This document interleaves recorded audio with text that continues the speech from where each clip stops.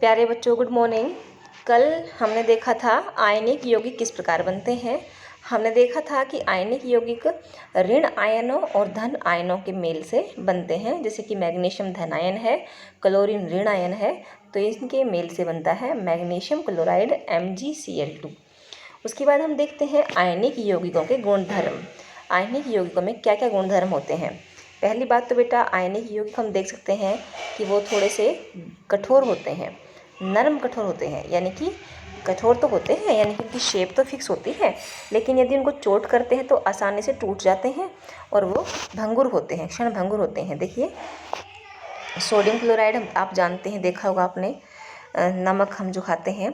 तो भौतिक प्रकृति की जो पहला पॉइंट है, देखिए धन एवं ऋण आयनों के बीच मजबूत आकर्षण बल के कारण आयनिक यौगिक ठोस एवं थोड़े कठोर होते हैं।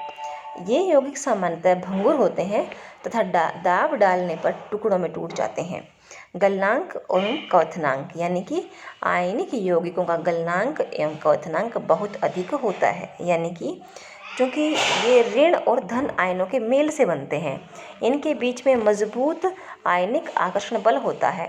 उनको तोड़ने के लिए हमें काफ़ी मात्रा में ऊर्जा देनी पड़ती है, इसलिए इनके गलनांक और क्वथनांक काफ़ी उच्च होते हैं। ठीक है।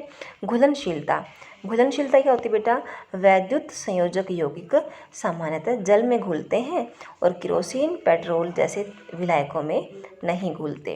विद्युत चालकता, किसी विलयन से विद्युत के चालन के लिए आवेशित कणों की गतिशीलता आवश्यक होती है।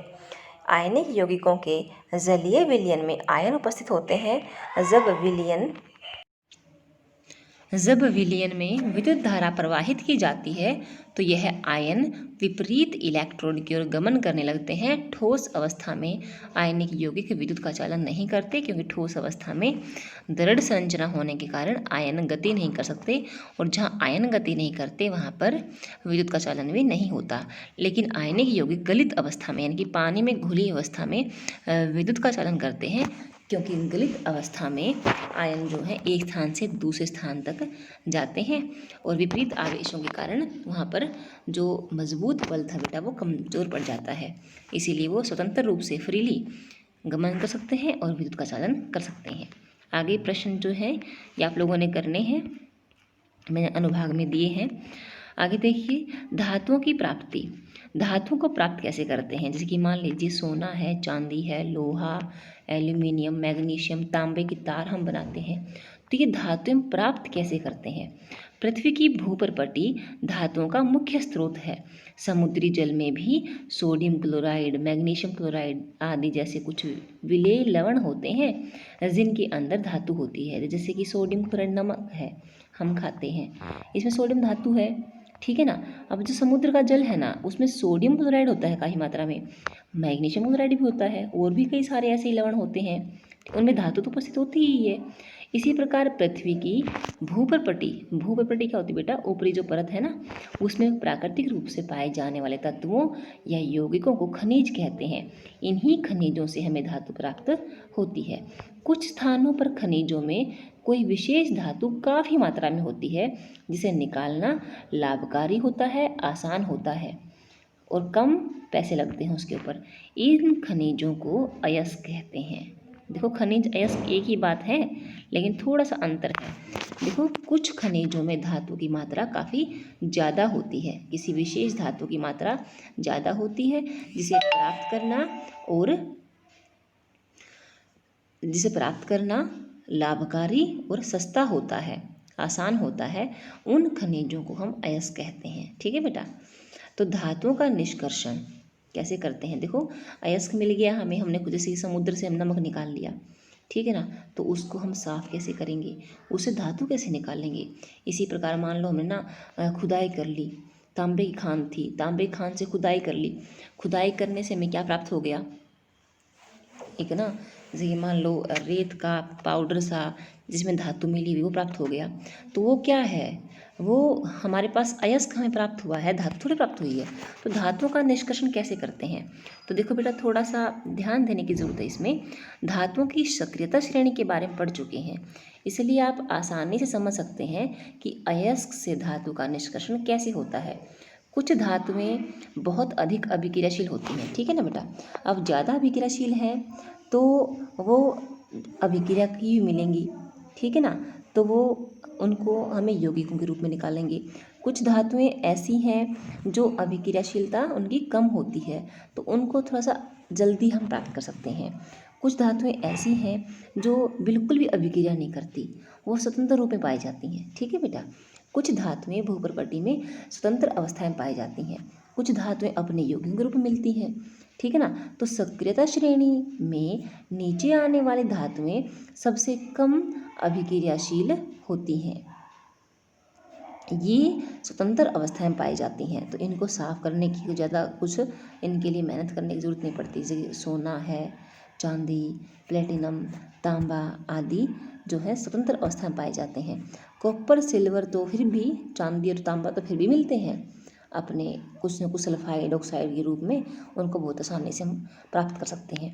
लेकिन जो सक्रियता श्रेणी में सबसे ऊपर की धातुएं आती हैं ना, वो इतनी अधिक अभिक्रियाशील होती हैं कि ये कभी भी स्वतंत्र रूप में नहीं पाई जाती। जैसे कि potassium, sodium, calcium, magnesium, aluminium, ये किसी भी तरीके से, किसी भी आसान छोटे मोटे तरीके से अपने यौगिक से अलग नहीं होती।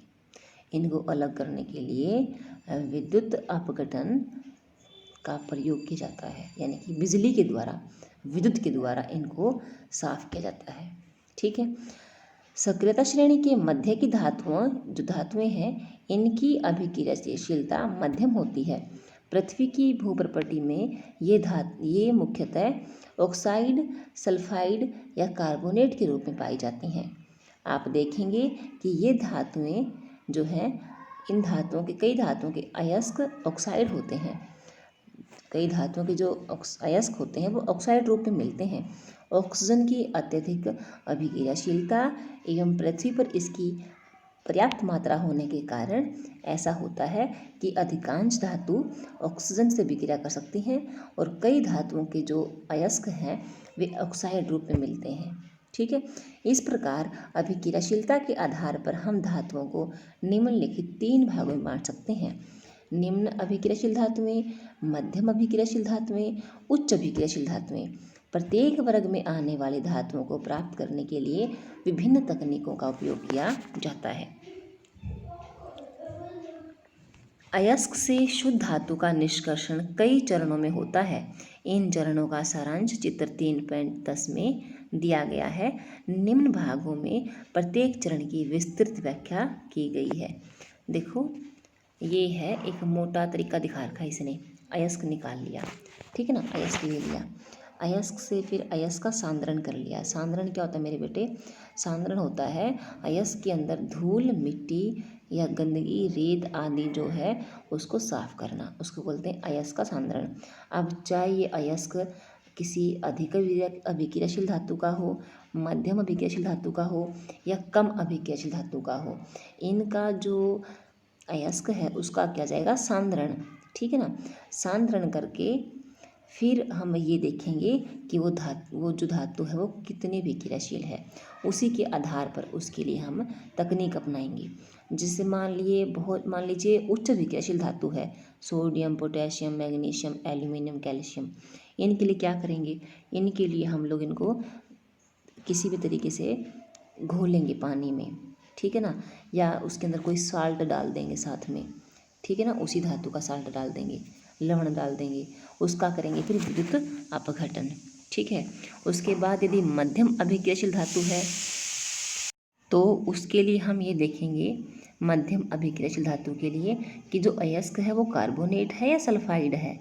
यदि कार्बोनेट अयस्क है तो उसका निस्तापन करेंगे, निस्तापन यानी कि वायु की अनुपस्थिति में गर्म करेंगे। यदि मान लीजिए सल्फाइड अयस्क है तो वायु की उपस्थिति में गर्म करेंगे। उसके बाद कार्बोनेट से सल्फाइड से बन जाएगा धातु कार्बोनेट रूप में थी या सल्फाइड रूप में थी, क्या बन जाएगा फिर? धातु का ऑक्साइड बन जाएगा। धातु के ऑक्साइड से धातु निकालना आसान है, इसलिए हम कार्बोनेट या सल्फाइड से उसको पहले ऑक्साइड में लेकर आए हैं, ठीक है ना। उसके बाद उसका अपचयन करेंगे, उसका ऑक्सीजन हटाएंगे और उसका फिर शोधन करेंगे। शोधन यानी कि बिल्कुल शुद्ध करेंगे उसको। यहाँ पर है कम अभिक्रियाशील धातुएं। निम्न अभिक्रियाशील धातुएं अधिकांश सल्फाइड रूप में मिलती हैं। सल्फाइड का क्या करेंगे, भर्जन करेंगे, भर्जन के बाद धातु प्राप्त हो जाएगी, धातु का परिष्करण करेंगे। तो बेटा आज के लेक्चर में इतना ही, आगे हम फिर करेंगे। इसी के साथ थैंक यू।